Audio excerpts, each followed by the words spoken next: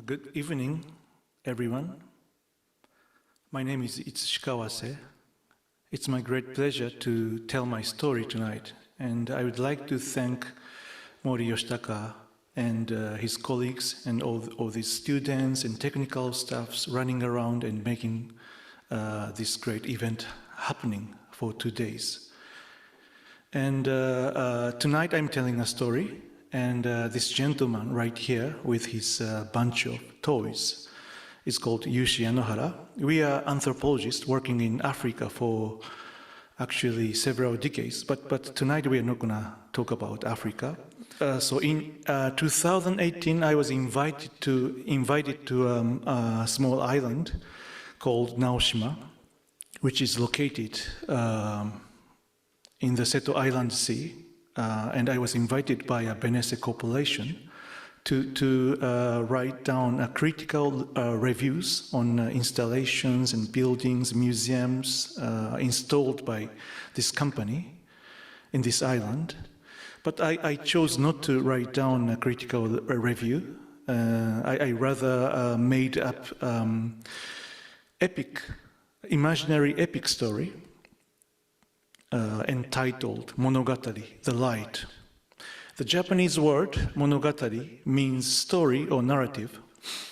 And in this tale, monogatari, the metaphor of a living image, travels through time and space, proliferates rapidly and produces new monogatari. And it prolongs its life through being told by storyteller. Yes, so this performance based on epic storytelling with a sonic portrait, which will be experimented by Yushi, describes and emphasizes the imaginary and creative aspects of monogatari, which can travel across any existing borders or boundaries.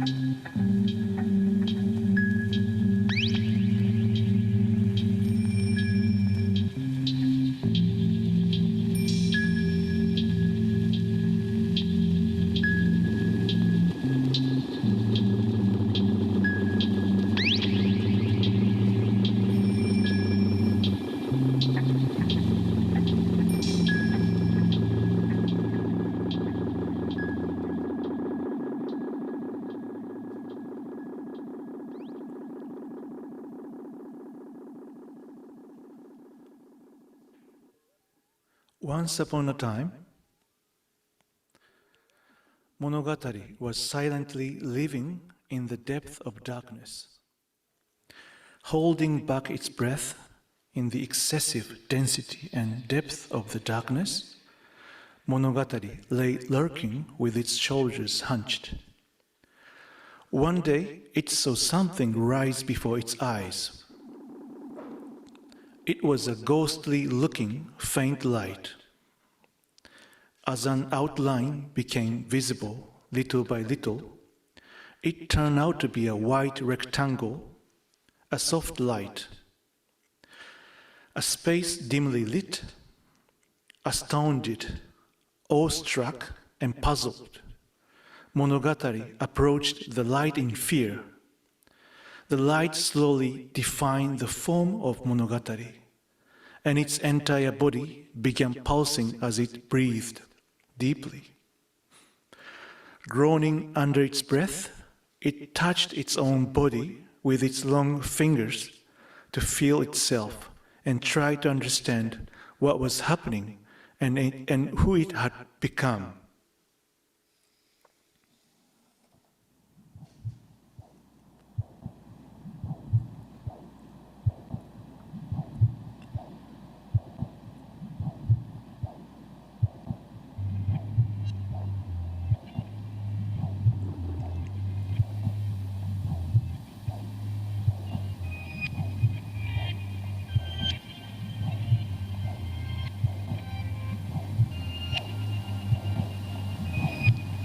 Liberated from the enormous weight of darkness, Monogatari walked farther ahead, driven by an unknown joy gushing from inside.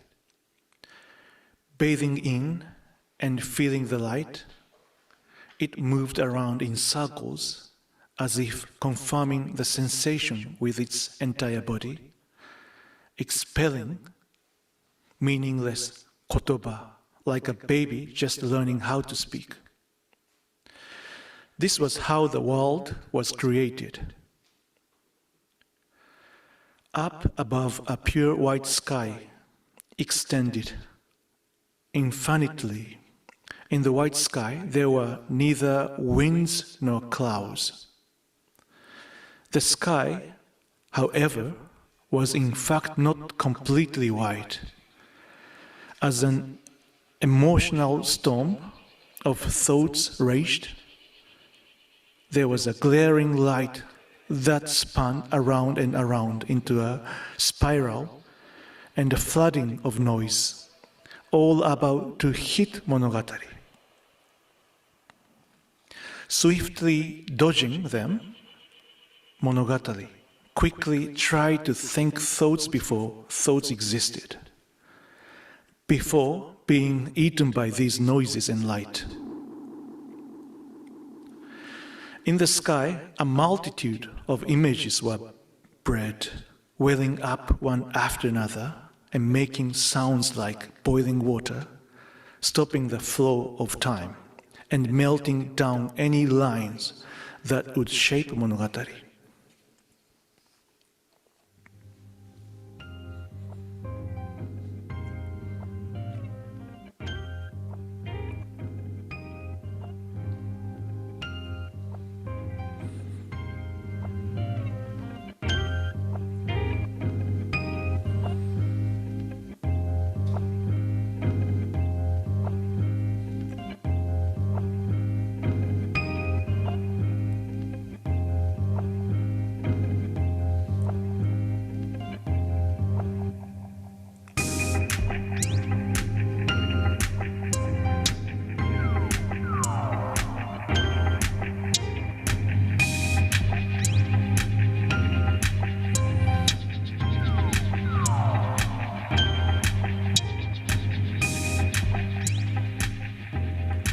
Monogatari took a deep breath and kept on walking.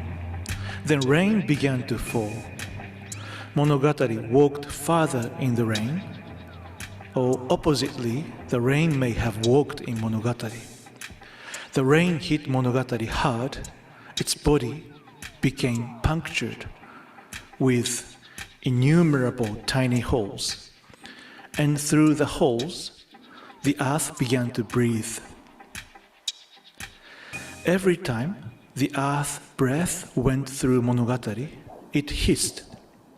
As the hissing sound reached the sky, it rained even more. Having been hit by rain for a long period of time, the body of Monogatari broke into pieces and dispersed all over the world. Monogatari split into a multitude of monogataris.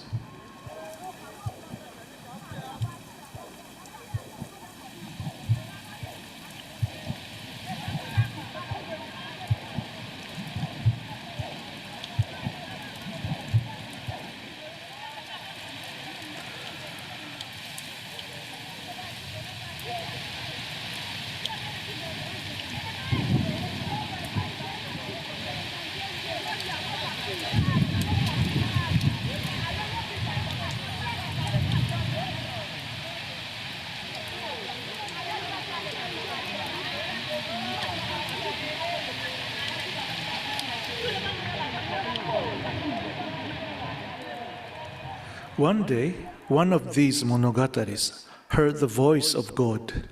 It did not know whether the voice came from outside or spilled out from the inside.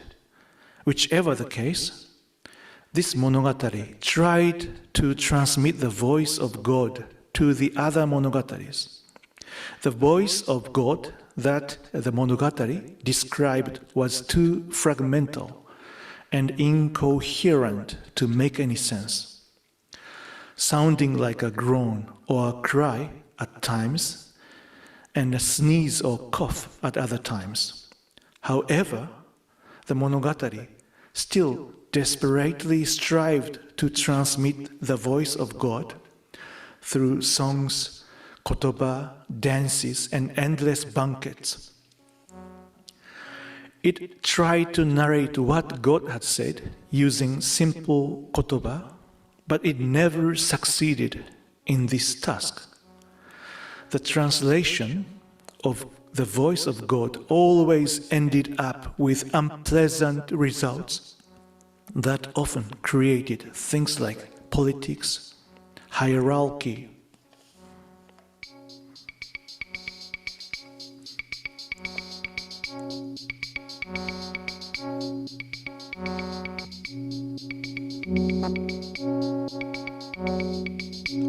As this went on, chaotic times arrived.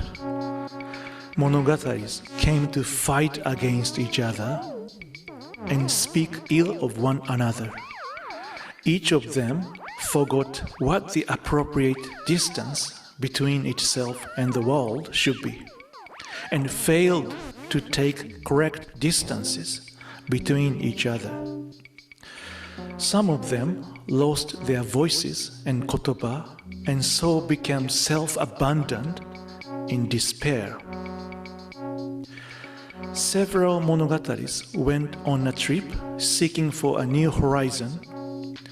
Although they occasionally got lost, they traveled across several seas and deserts and through mountains without any purpose, swirling around and around in the sky.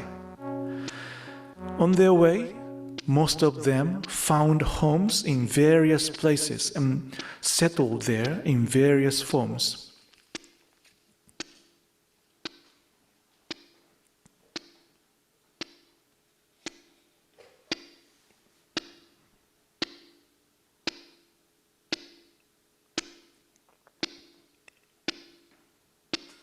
One of the monogataris settled in the sky, stretching its form and taking the shape of a long rod.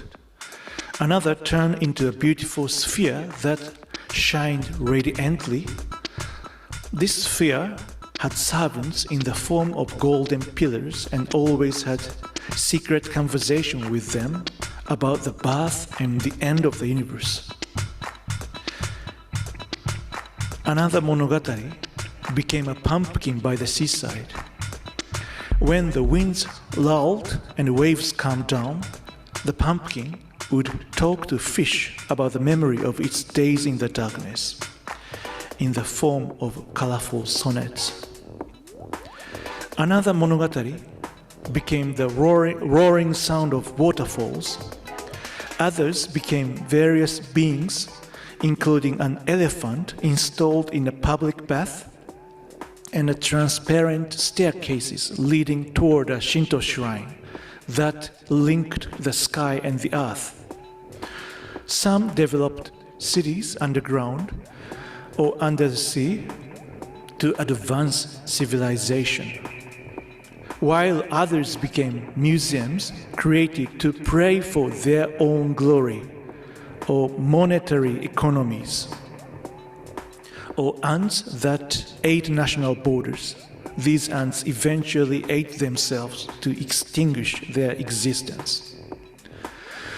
The nectar of camellia, the scent of the lotus flower, the smile of the Statue of Liberty. Each one took a shape, often a milling, a dim light, like a firefly, as it thought fondly of the heavy darkness that used to surrounded.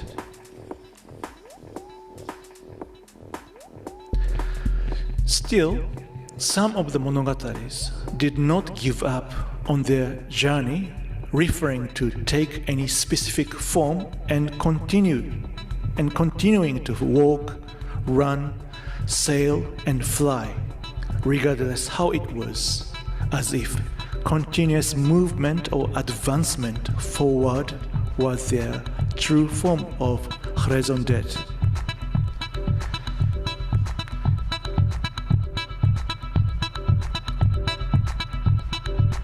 Each monogatari went on its journey, on foot or by wings or hands or voice. There were some that floated adrift among the waves for an unfathomably long period of time. One of them reached land and turned into a gigantic rock, staying there and waiting for something without knowing what it was waiting for. There was no border between the earth, the sky, and the sea, and again, a tremendously long time passed.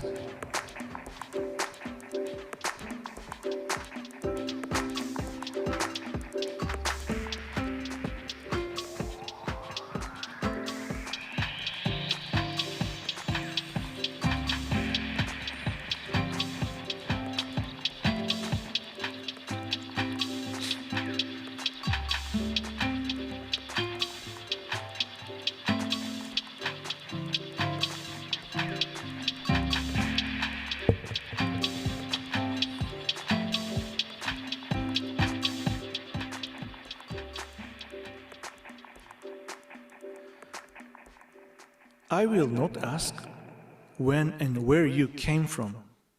Instead, I will only listen to your silent and solemn gaze. Birds fly around you and bless you, building their nest above your head. They can lead a peaceful life behind you.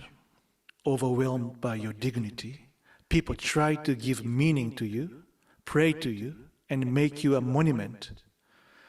Right after that, however, as birds and people disappear and the development of history stops, drifting around you is an undefined time before time existed. Gusty winds and waves will hit you, and the sun's beams will burn your skin and erode your body. But still, your solemn gaze will stare at the world. The world? It is neither a system that human beings can make, nor a small flat area, but an endless expanse of time before time existed, and a sound before people's prayers defined you. I will not ask you when and where you came from. I will just listen to your silent and solemn gaze, your silent and solemn gaze.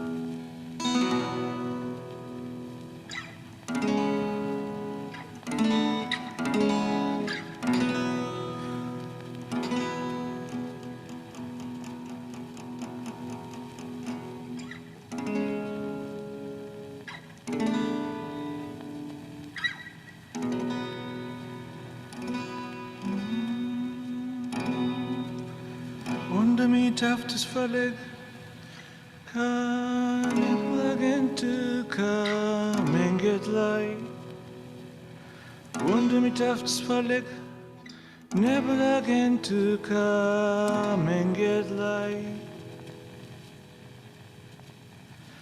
Artamarescam, bezahercam, iblai, elcam. Kazla yere chakrasari, duhanata tomadari. Kazlara yere chakrasari, duhanata tomadari. Mampa negarat Tupabom Gera Afami honum Merkamagar nagondar Betas kyansam vemadel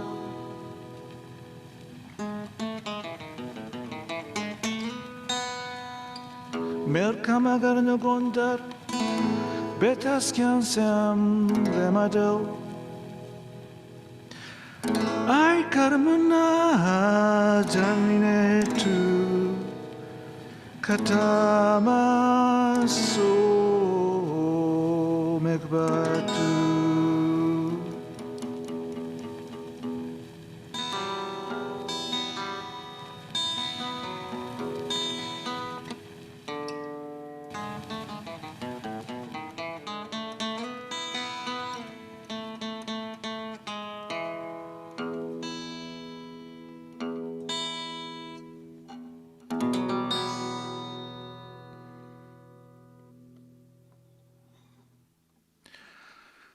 In the direction where the clouds head and where the winds are rooted is a place brimming with a warm darkness and a scent that smells of nostalgia.